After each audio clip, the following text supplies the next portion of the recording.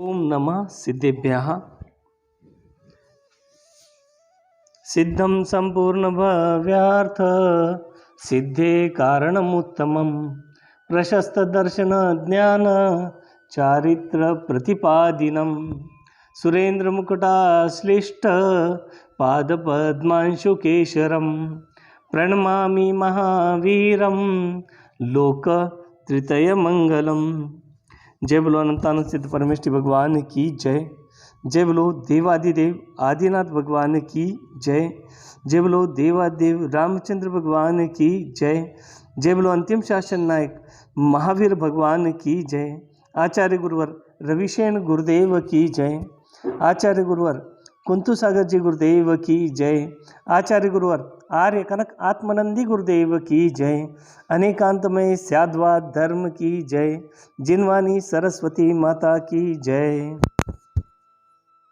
पिछले भाग में हमने विद्याधर लोक का वर्णन सुना। अब आगे 6 माह का योग धारण करने के बाद स्वर्ण के समान प्रभा के धारक ध्यानी भगवान ऋषभदेव प्रभु जगत कल्याण के निमित्त दान धर्म की प्रवृत्ति करने के लिए उद्यत हुए। धीरवीर भगवान ने 6 माह के बाद प्रतिमा योग समाप्त कर पृथ्वी तल पर भ्रमण करना प्रारंभ किया। भगवान समस्त दोषों से रहित थे और मौन धारण कर ही विहार करते थे। जिनका शरीर बहुत ही ऊंचा था तथा जो अपने शरीर की प्रभा से आसपास के भूमंडल को आलोकित कर रहे थे, ऐसे भ्रमण करने वाले भगवान के दर्शन कर प्रजा यह समझती थी मानो दूसरा सूर्य ही भ्रमण कर रहा है।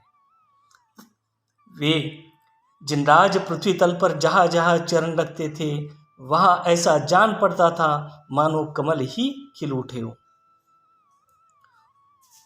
भगवान स्वयं बड़ी सावधानी से ईर्ष्या समिति से नीचे देखते हुए विहार करते थे। ऋषभदेव किसी दिन विहार करते करते मध्याह्न के समय हस्तिनापुर नगर में प्रविष्ट हुए। मध्याह्न के सूर्य के समान दैदीप्यमान उन पुरुषोत्तम के दर्शन कर हस्तिनापुर के समस्त स्त्री पुरुष बड़े आश्चर्य से मोह को प्राप्त हो गए। अर्थात किसी को यह ध्यान नहीं रहा कि यह आहार की बेला है, इसलिए भगवान को आहार देना चाहिए। वहाँ के लोग नाना वर्णों के वस्त्र, अनेक प्रकार के रत्न और हाथी, घोड़े, रथ तथा अन्य प्रकार के वाहन लाकर उन्हें समर्पित करने लगे। विनीत वेश को धारण करने वाले कितने ही लोग पूर्ण चंद्रमा के समान मुख वाली तथा कमलों के समान नेत्रों से सुशोभित सुंदर सुंदर कन्याएं उनके पास ले आए।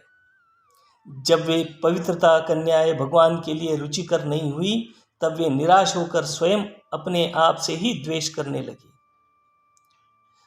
महल के शिखर पर खड़े हुए राजा श्रेयांस ने उन्हें स्नेहपूर्ण दृष्टि से देखा और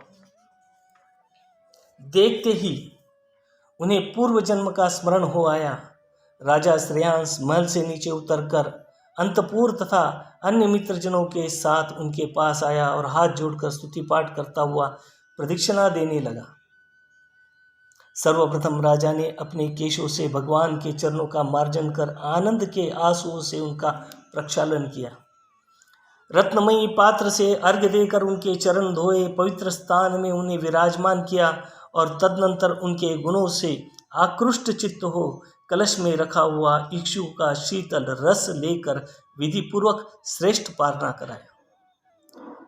उसी समय आकाश में चलने वाले देवों ने प्रसन्न होकर साधु साधु धन्य धन्य शब्दों के समूह से मिश्रित एवं दिग्मंडल को मुखरित करने वाला दुंदुभी बाजों का भारी शब्द किया। प्रथम जाति के देवों के अधिपतियों ने अहोदानम अहोदानम कहकर हर्ष के साथ 5 रंग के फूल बरसाए। अत्यंत सुखकर स्पर्श से सहित दिशाओं को सुगंधित करने वाले वायु बहने लगी और आकाश को व्याप्त करती हुई रत्नों की धारा बरसने लगी। इस प्रकार उधर राजा श्रेयांस तीनों जगत को आश्चर्य में डालने वाले देवकृत सम्मान को प्राप्त हुआ, और इधर सम्राट भरत ने भी बहुत भारी प्रीति के साथ राजा श्रेयांस की पूजा की। अथानंतर इंद्रियों को जीतने वाले भगवान ऋषभदेव दिगंबर मुनियों का व्रत कैसा है, उन्हें किस प्रकार आहार दिया जाता है, इसकी प्रवृत्ति चलाकर फिर से शुभ ध्यान में लीन हो गए। तदनंतर शुक्ल ध्यान के प्रभाव से मोहनीय कर्म का क्षय हो जाने पर उन्हें लोक और अलोक को प्रकाशित करने वाला केवल ज्ञान उत्पन्न हो गया। केवल ज्ञान के साथ ही बहुत भारी भामंडल उत्पन्न हुआ। उनका वह भामंडल रात्रि और दिन के कारण होने वाले काल के भेद को दूर कर रहा था, अर्थात उसके प्रकाश के कारण वह रात दिन का विभाग नहीं रह पाया था। जहाँ भगवान को केवल ज्ञान हुआ था, वही एक अशोक वृक्ष प्रकट हो गया। उस अशोक वृक्ष का स्कंद बहुत मोटा था, वह रत्नमयी फूलों से अलंकृत था तथा उसके लाल लाल पल्लव बहुत ही अधिक सुशोभित हो रहे थे।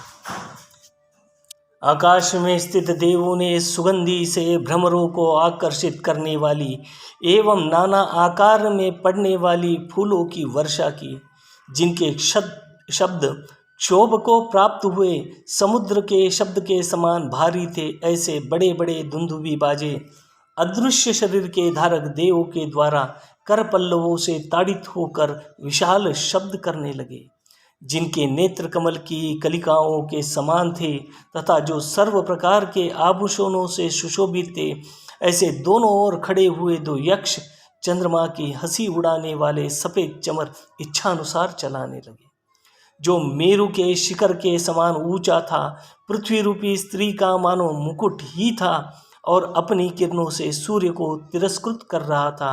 ऐसा सिंहासन उत्पन्न हुआ, जो 3 लोक की प्रभुता को चिन्ह स्वरूप था, मोतियों की लड़ियों से विभूषित था और भगवान के निर्मल यश के समान जान पड़ता था। ऐसा छत्रत्रय उत्पन्न हुआ। आचार्य रविसेन कहते हैं कि समय शरण के बीच सिंहासन पर विराजमान हुए भगवान की शोभा का वर्णन करने के लिए मात्र केवल ज्ञानी ही समर्थ है। हमारे जैसे तुच्छ पुरुष उस शोभा का वर्णन कैसे कर सकते।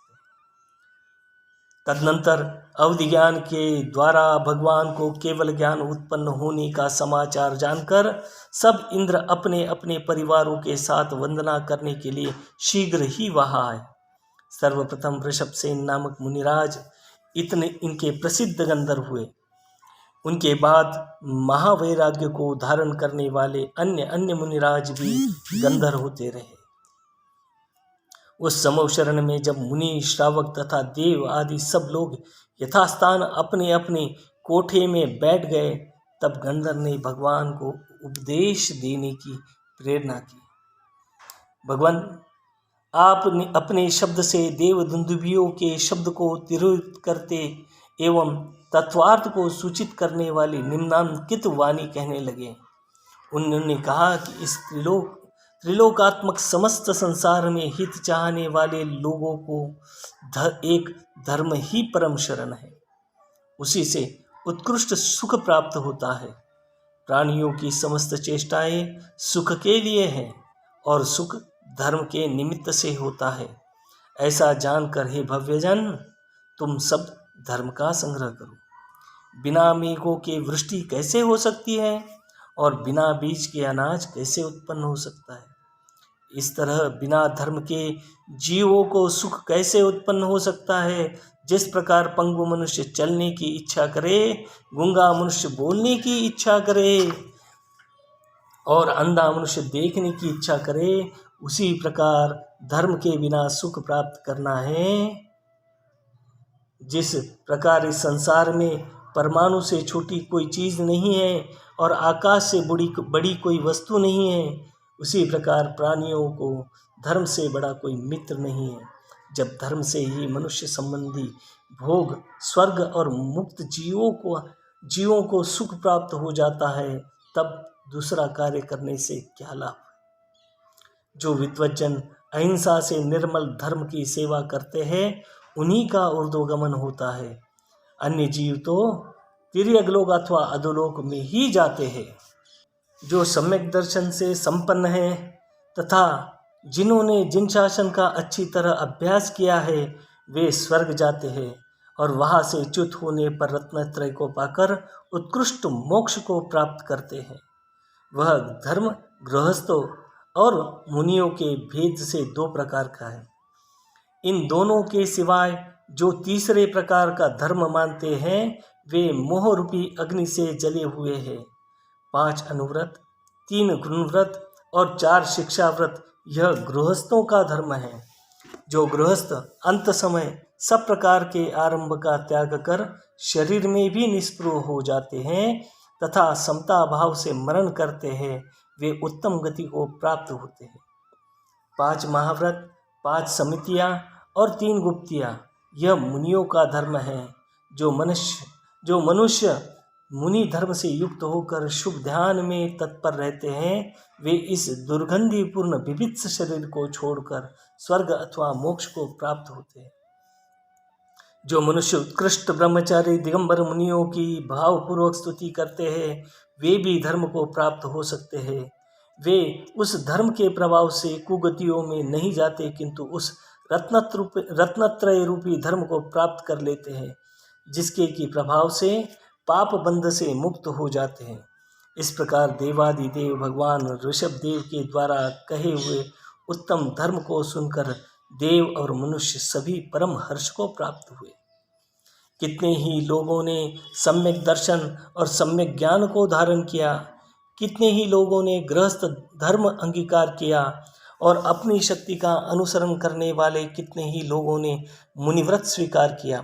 तदनंतर जाने के लिए उद्यत हुए सुर और असुरों ने जिनेंद्र देव को नमस्कार किया, उनकी स्तुति की और फिर धर्म से विभूषित होकर सब लोग अपने अपने स्थानों पर चले गए।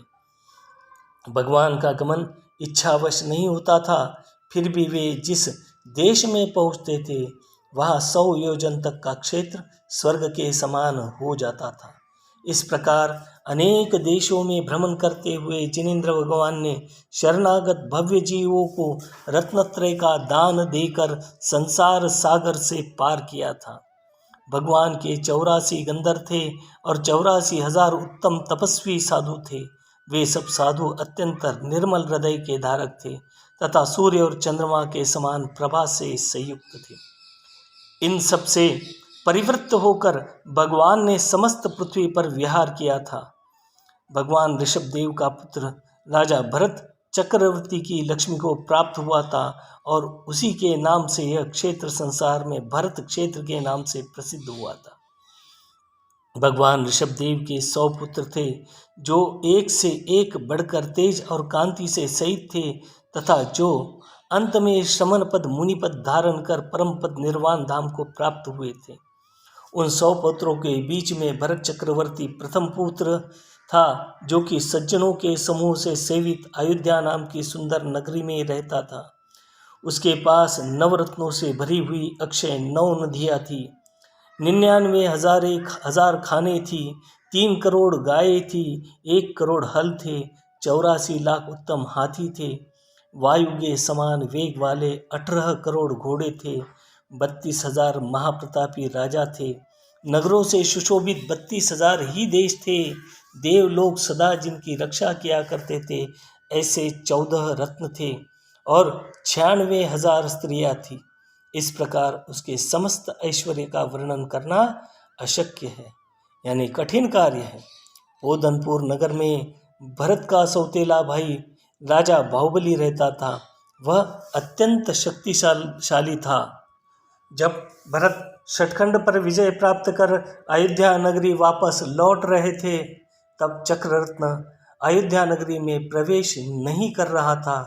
इसका कारण जानने पर बाहुबली के शरण न आने के कारण अभी भी बाहुबली स्वतंत्र थे। अब उन्हें शरण लाने का प्रयत्न प्रारंभ हुआ, पर बाहुबली ये मानते थे कि भरत और मैं एक ही पिता के पुत्र हैं। उनको जो राज्य दिया उसमें वे सुख से रहें और मुझे जो राज्य दिया उसमें मैं सुख से रहूं। पर चक्रवर्ती तभी पूर्ण कहलाता है जब पूरे शतखंड को जीत लेता है। जब बाहुबली शरण नहीं आए तो वह चक्रवर्ती के पद के पूर्णत्व को प्राप्त नहीं हो रहे थे। तब दोनों में युद्ध का प्रसंग उत्पन्न हुआ। तब शून्य जनों के सलाह पर दोनों ने आपस में ही 3 युद्धों का निर्णय किया और तीनों युद्धों में बाहुबली विजित हुए। पर भरत के कुछ कारणवश, उस चक्रवर्ती के मानभंग के कारणवश जब भरत के द्वारा चक्र चला, तब बाहुबली को बहुत भारी पश्चाताप हुआ और वैराग्य का कारण यही था। जब इस राज्य लक्ष्मी के कारण भाई भाई पर हथियार उठा सकता है तो ये राज्य लक्ष्मी क्या नहीं कर सकती। ये धन संपदा, ऐश्वर्य, जमीन, ये सब क्लेश का ही मूल कारण है, संसार का ही कारण है। इस भावना को भाते हुए बाहुबली ने सब राज्य भरत को देकर, उदारचेता बाहुबली भोगों से अत्यंत विरक्त हो गए। उन्होंने उसी समय समस्त भोगों का त्याग कर वस्त्राभूषण उतार कर फेंक दिए और 1 वर्ष तक मेरु पर्वत के समान निष्प्रकंप खड़े रहकर प्रतिमा योग धारण किया। उनके पास अनेक वामियाँ लग गई, जिनके बीलों से निकले हुए बड़े बड़े सांपों और श्यामा आदि की लताओं ने उन्हें वेष्टित कर लिया। इस दशा में उन्हें केवल ज्ञान प्राप्त हो गया और तदनंतर आयु कर्म का क्षय होने पर उन्होंने मोक्ष पद प्राप्त किया। ओम नमः।